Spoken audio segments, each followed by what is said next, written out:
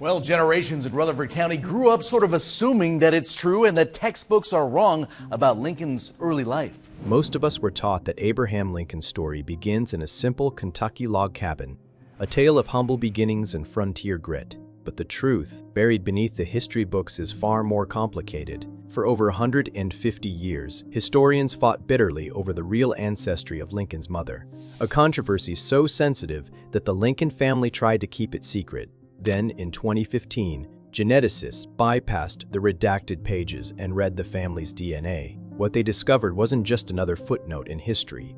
It was a shocking revelation about Lincoln's hidden past, the forgotten children of early America, and the stories the textbooks never dared to tell. In early America, being born outside of marriage was a legal and political death sentence. The law labeled you filius nullius, nobody's child, stripping you of any right to a family name or inheritance. For unwed mothers, the punishment was brutal, ranging from crippling fines to public whippings. The shame was so profound that families hid illegitimate children for generations. In the vicious arena of 19th century politics, this stigma was the ultimate weapon, instantly weaponized by enemies to completely destroy a rival's reputation. Abraham Lincoln knew exactly how dangerous this secret was. During a buggy ride in the early 1850s, Lincoln turned to his law partner, William Herndon, and confessed his heaviest burden. "Billy, I'll tell you something, but keep it a secret while I live. My mother was a bastard, was the daughter of a nobleman, so-called, of Virginia.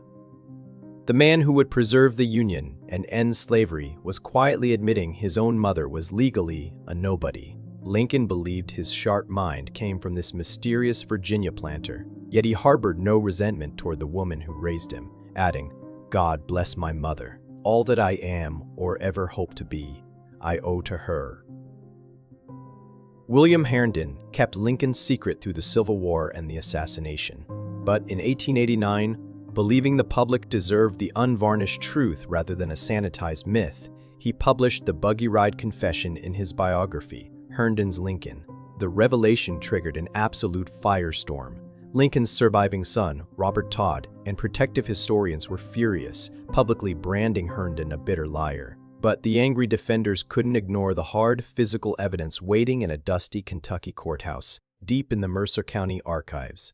Researchers found a grand jury indictment dated November 24, 1789. The charge against Lucy Hanks, Lincoln's maternal grandmother, was fornication. On the deeply religious 18th century frontier, this meant an unmarried woman had given birth. It was a highly prosecutable crime. Lucy was actively staring down the terrifying prospect of the public whipping post or fines so massive they meant a life of indentured servitude. The historical timeline fit the indictment perfectly. If Nancy Hanks, Lincoln's mother, was born around 1784 and her younger sister Sarah was born around 1787, both of these children were brought into the world before Lucy Hanks ever legally married anyone. The 1789 grand jury indictment perfectly aligned with a clear, undeniable pattern of children being born outside of wedlock. And the historical paper trail gets even more dramatic. Exactly 5 months after that terrifying indictment was handed down, a desperate Lucy Hanks wrote a hurried, highly significant note, giving her official, legal consent to marry a local man named Henry Sparrow. The note still exists today in the archives. You can literally see her phonetic spelling and feel the sheer urgency in her own handwriting as she wrote, giving her approbation freely for Henry Sparrow to get a marriage license. Lucy and Henry were officially married on April 30th, 1790. Less than a single month later, the Mercer County Court officially dropped the fornication charges. The legal protection of a formal marriage had saved Lucy from the whip and made her a respectable member of society again. But for little Nancy, the damage was already permanently done. Nancy continued to carry the name Hanks, her mother's maiden name, because under the strict rules of English common law, illegitimate children were always named after their disgraced mothers, never their fathers. The identity of her biological father remained an absolute ghost.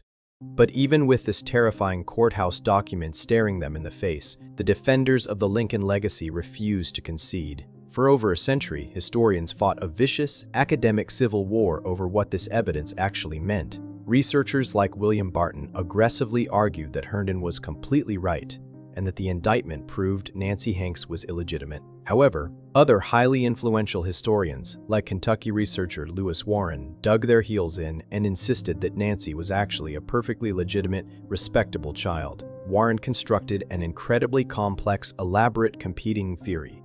He claimed that Lucy Hanks was not actually born a Hanks at all. He argued that her real maiden name was Lucy Shipley and that she was a respectable, grieving widow whose first husband, a man supposedly named James Hanks, had tragically died before the family moved to Kentucky. According to this theory, Nancy was the legitimate product of her proper marriage, completely erasing the stain of the 1789 indictment. Warren was absolutely, aggressively certain of his theory, writing in 1941 that any historical conclusion making Lincoln's mother an illegitimate child was simply another Herndon myth. This fierce debate consumed entire academic careers. Researchers spent literally decades aggressively attacking each other's evidence, questioning each other's motives, and publishing massive contradictory books. But neither side could ever definitively land a knockout blow because the paper trail of the American frontier was simply too thin, too damaged, and too incomplete. To finally settle this brutal historical war, they desperately needed a type of evidence that simply did not exist when Herndon published his book. They needed to bypass the crumbling paper records entirely and read the genetic code itself. In 2015, a dedicated team of genetic genealogists decided to end the 150-year-old debate once and for all. These researchers had spent massive portions of their lives relentlessly researching the complex branches of the Hanks family tree, meticulously reading every single historical document they could find on Nancy Hanks's maternal ancestry in the dark archives of the Library of Congress and the University of Chicago. Now, they finally had access to a level of biotechnology that previous generations of historians couldn't have even imagined. Their ultimate weapon was mitochondrial DNA, commonly referred to as mtDNA. Unlike standard nuclear DNA, which heavily mixes, recombines, and dilutes every single time two parents create a child, mitochondrial DNA operates like a locked biological vault. It is passed entirely intact, exclusively from a mother to her children. While sons inherit it, only daughters can pass it on to the next generation. It moves flawlessly from mother to daughter to daughter to daughter in an unbroken, microscopic chain. A woman living in the modern world today can carry the exact, identical mtDNA sequence as an ancestor who lived many centuries ago. But the researchers faced a seemingly insurmountable roadblock. Abraham Lincoln has absolutely no living descendants. The very last confirmed direct descendant of the great emancipator died in 1985 without having any children.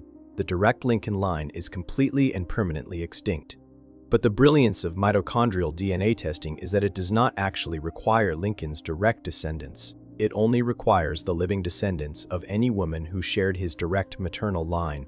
They needed to find the living sisters, daughters, and granddaughters of Lucy Hanks, women who carried the exact same biological genetic signature hiding in their cells. The research team spent years meticulously tracking down living people through incredibly complex, tangled branches of the American family tree. They had to find individuals who could trace an absolute, unbroken female line all the way back to Anne Lee Hanks, who was Lucy's mother and Nancy's grandmother. And crucially, to test the competing theory, they also had to find the living descendants of the Shipley sisters. They successfully identified two distinct testing groups. Group A consisted of the living, female line descendants of Anne Lee Hanks. The researchers carefully collected saliva samples from descendants coming through multiple different daughters of Lucy Hanks and Henry Sparrow, ensuring the genetic results could be cross-verified across completely different branches of the family. Group B consisted of the living descendants of Rachel and Naomi Shipley, the women who the historian Lewis Warren aggressively claimed were Lucy's actual biological sisters. The collected samples were securely sent to a highly advanced laboratory in Houston, Texas, for deep sequence testing. The highly anticipated results were officially announced on October 21, 2015, deliberately commemorating the 150th anniversary of Lincoln's tragic assassination. And this is exactly where the 150-year-old mystery was finally blown wide open. In Group A, every single living descendant who traced their lineage back to Anne Lee Hanks matched perfectly. They all shared the exact, identical mitochondrial DNA. But when the lab analyzed Group B, the Shipley descendants, the results showed completely, fundamentally different DNA. The Shipley descendants belonged to haplogroup H, which is one of the most incredibly common European genetic lineages. The two testing groups shared absolutely no common maternal ancestor. Not in recent historical times, not in the Middle Ages, not ever. When the researchers saw the data loading onto their screens, they went completely silent. The data was indisputable, undeniable, and permanent. The Shipley Fury was completely, genetically dead. Lucy Hanks was exactly who William Herndon said she was, a Hanks by birth, the biological daughter of Anne Lee Hanks, and Nancy Hanks Lincoln, the mother of the greatest president in United States history, was exactly what Abraham Lincoln had painfully confessed in that buggy. She was the illegitimate daughter of Lucy Hanks, and an entirely unknown ghost of a father. A vicious century-and-a-half-old historical debate had finally been definitively settled in a sterile laboratory. But as the geneticists stared at the final report, something else glaringly showed up in the results. Something deeply ancient. Something that absolutely nobody expected to find. It was a specific genetic marker that completely changed the entire scope of the project. When the researchers deeply examined the highly specific haplogroup shared by all of the Hanks line descendants, they found a genetic signature that stopped them dead in their tracks. Haplogroup X1C. If you know absolutely anything about deep human population genetics, hearing that specific alphanumeric code should make you immediately pause, because X1C is extraordinarily, incredibly rare, especially in families claiming deep, traditional colonial American ancestry. The researchers were simply looking to settle a localized genealogical debate about an Illinois politician. They were absolutely not expecting to uncover a mind-bending anomaly regarding deep, ancient human migration patterns. But there it was, mathematically confirmed across multiple living descendants. Unmistakable. Here is the massive historical deal regarding that marker. Almost all humans can trace their maternal lineage back to a single theoretical woman in Africa roughly 150,000 years ago. As her female descendants slowly spread out across the massive continents of the world, random, harmless mutations created distinct genetic signatures known as haplogroups. These genetic mutations act exactly like biological timestamps. They tell scientists exactly when and exactly where different ancient human populations split apart and migrated. The vast, overwhelming majority of colonial Americans of European descent carry deeply common haplogroups like H, J, T, U, or K. These are standard, highly common lineages reflecting traditional British, Irish, and German origins. Haplogroup H alone accounts for nearly half of all European mitochondrial DNA. If you randomly tested a person walking down the street who had deep colonial Virginia ancestry, you would almost certainly find one of these deeply common European markers. But haplogroup X1C is something else entirely. The overarching haplogroup X split into two entirely distinct branches, roughly 20,000 years ago, right around the time of the brutal last ice age. The first branch, X2, spread widely throughout Europe, the Caucasus Mountains, and even migrated across the ancient land bridge into Native American populations. But the second branch, X1, took a completely different, highly localized path. It is found almost exclusively in North Africa, the Horn of Africa, and the Near East, regions heavily concentrated around the Mediterranean Sea in modern-day Egypt, Ethiopia, and the Levant. It never spread widely into the cold forests of Northern Europe the way X2 did. Today, the absolute highest global concentration of haplogroup X is found among the Druze people of Israel, Lebanon, and Syria, where it reaches an astonishing 27% of the population. Geneticists deeply believe the Druze represent something akin to a perfectly preserved genetic snapshot of the ancient Near East, a biological refugium of deep lineages that once spread across a much wider ancient region. And X1C is one of the absolute rarest sub-branches of that already rare group. The researchers quickly noted that this extreme, bizarre rarity actually heavily strengthened their final conclusions. Finding identical, incredibly rare X1C matches across multiple descendants separated by centuries made the results far more scientifically definitive than if they had simply found a highly common European haplogroup.